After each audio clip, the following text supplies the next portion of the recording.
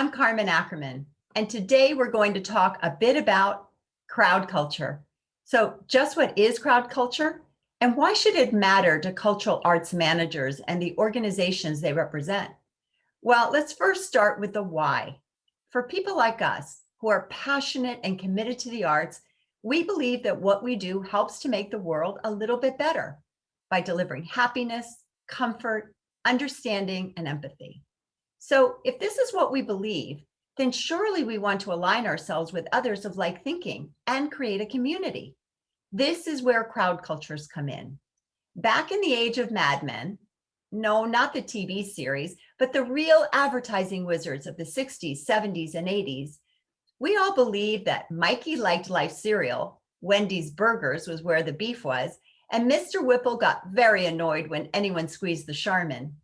Brand differentiation was much simpler, and loyalty to those products was far easier to attain then.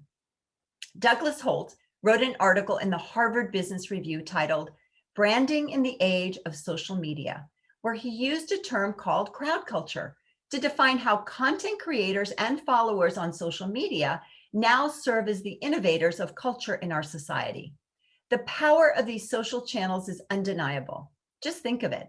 People who once were geographically isolated from each other can now collaborate, create content, and shift our cultural dialogue as a society to what they deem relevant and impactful. So what does this mean? It means that brands no longer wield the power they once did.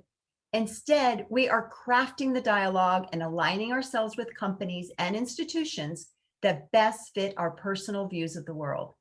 As consumers, we have leveled the playing field. And now as cultural businesses, we have the opportunity to define how our organization can carve a niche by leveraging our organization's vision, mission, and values with the consumer patterns that speak our view to the world. From arts education to issues of social justice, or from environmental causes to mental health initiatives, let your organization define itself through its crowd culture and encourage cultural discourse. Look for patterns and opportunities to connect in authentic and meaningful ways, allowing audiences to speak through you and on your behalf. Don't get left behind. Be the crowd cultural leader with crowd culture.